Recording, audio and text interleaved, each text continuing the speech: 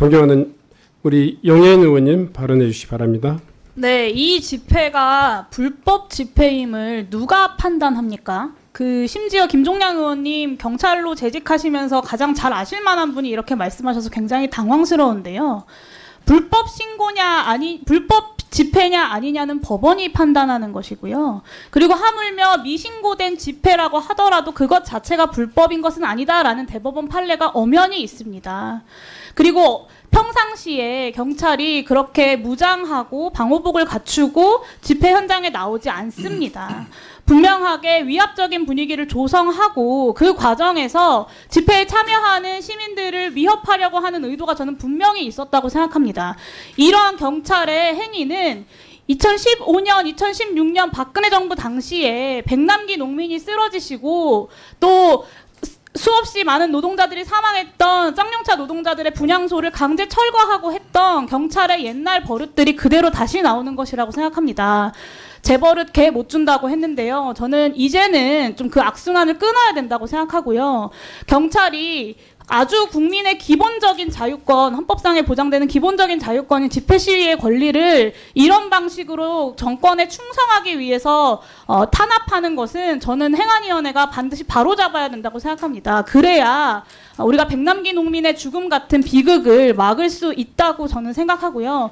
오늘 이 자리에서 경찰청장의 사과가 저는 반드시 필요하다고 생각하고 사과하지 않는다면 행안위에서 추가적인 대책도 논의해야 된다고 생각합니다. 경찰의 이런 불법적인 공권력 집행에 대해서 묵과하고 넘어갈 수 없다는 점 말씀드리고요. 이 집회가 정권 퇴진 운동이든 사회 분란을 조장하는 집회든 중요하지 않습니다. 그 이전에 집회 시위의 권리는 헌법으로서 보장된다고 하는 것을 헌법기관인 국회의원님들께서 분명히 인지하시고 해당 사안을 판단해 주시기를 요청드립니다. 그리고 반드시 사과할 수 있도록 조치해 주시기를 위원장님께 요청드립니다. 이상입니다. 네, 김성애 의원님 의사진행 발언해 주시기 바랍니다. 네. 존경하는 여러 의원님들께서 집회의 어떤 원리에 대해서까지 말씀을 하시니까 저도 한 말씀 안 드릴 수가 없는데요. 제가 이제 미국에서 한 10년가량 살고 왔던 경험에 기초해서 말씀드려 보면 우리나라를 제외한 전 세계는 특히나 선진국들은 내가 어디로 걸어가고 싶은지를 집회 당사자들이 정합니다. 경찰한테 통보만 하는 거죠. 나는 백악관 정문과 동문과 서문을 거쳐서 후문으로 행진을 할 거야 라고 하면 폴리스 라인을 치는 것은 집회 주최 측이 그려놓은 선에 맞춰서 칠 뿐입니다. 그리고 그 선에서 벗어나는 것에 대한 과감한 공권력 집행을 미국에서 하죠. 총기까지 있는 나라니까요. 하지만 어디서 내가 어떤 방식으로 집회할지는 집회 주최자가 정합니다. 이게 프리덤 오브 스피치입니다. 우리나라처럼 밤새 가갖고 막 새벽에 등록을 하고 이 정서가 내 장소니 네 장소니 아무도 따지지 않습니다. 그렇게 집회를 신고하고 관리하는 선진국의 사례를 전 본 적이 없고요. 그래서 어떤 집회는 허가하고 어떤 집회는 허가하지 않는다? 경찰이 뭐라고 그런 권리를 줬다고 자기들 마음대로 자의적으로 집행하는지를 먼저 묻고 싶고요. 두 번째는 저희가 오늘 사과를 받자고 말씀드리는 이유는 경찰청장이 지금 어떤 자세로 공권력을 행사하는지를 보는 겁니다. 예를 하나 들어보겠습니다. 제가 지난번 서울경찰청장 때 질의를 했고 지난 전체 회의 때도 다시 한번 질의를 했는데 영상 잠깐만 볼까요? 청장 이 영상 이제 보셨죠?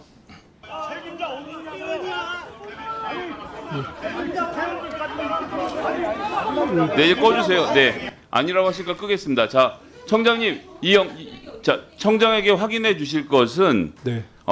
뭐라고 했냐면 청장이 방패를 들고 걸었다.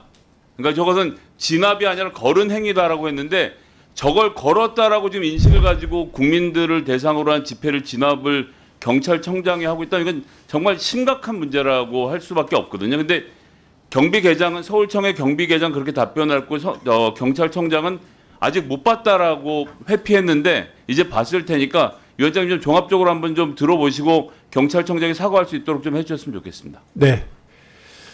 자, 여러 의원님들 이야기 들으셨는데 이제 좀 청장님의 이야기 좀 듣도록 하겠습니다. 네? 그래요. 그러면 조은희 의원님까지 이야기 듣고 이야기 진행하도록 하겠습니다. 존경하는 위원장님, 저는 민주당 의원님들이 오늘 이렇게 말씀하시는 부분은 일정 부분은 이해가 됩니다.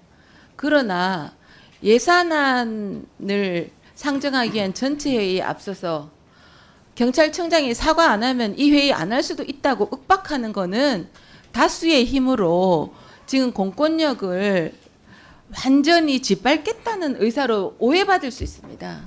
사실 민주노총이 지난 주말 서울 도심에서 대규모 집회를 벌였죠. 신고된 집회 장소를 벗어나서 전 차로를 점거하려다가 경찰이 설치한 펜스를 밀어붙였습니다. 경찰관을 폭행하는 사태까지 벌어졌습니다. 결국 11명이 체포됐지만 참가자들은 적반하장으로 폭력 연행 운운하면서 경찰서 앞에서 석방투쟁을 벌이고 있습니다. 그런데 경찰은 그때 주말에 어떻게 했냐? 집시법상 절차를 다 준수를 하고 종결 처분을 요청했고 해산 명령을 3번이나 했습니다. 그리고 일반 시민이 지나다닐 수 있는 길이라도 열자고 한 것입니다. 통로를 개척한 게 강경 진압이고 이런 강경 진압 때문에 예산안을 하는 전체 회의를 할 수가 없고 경찰청장이 사과 안 하면 이 회의를 진행할 수 없다고 하는 것은 정말 국회의 제1야당이 민주당이 하실 일은 아니라고 봅니다. 지금 문재인 정부 시절 민노총은 이른바 촛불 청구서를 내밀며 불법 점거와 폭력 시위를 일삼았습니다. 도심 한복판을 난장판으로 만들었습니다. 다행히 윤석열 정부 들어 불법 시위에 대해서 엄정 대응이 이루어지면서 이러한 행태가 한동안 줄어들기도 했지만 지금 민주당은 지지난 토요일 매주 도심 장애 집회 시위를 하면서 30만이 모였다, 20만이 모였다 하면서 지금 분위기를 열어가고 있는데 그까진 좋습니다. 정치적으로 하시는 거. 그렇지만 예산안 전체를 볼모로 민주당의 우리 당의 강경한 어떤 지지자들은 방탄 집회라고 합니다. 그런데 오해받지 않도록 지금 의사진행 발언 이따가 좀 머무시고요.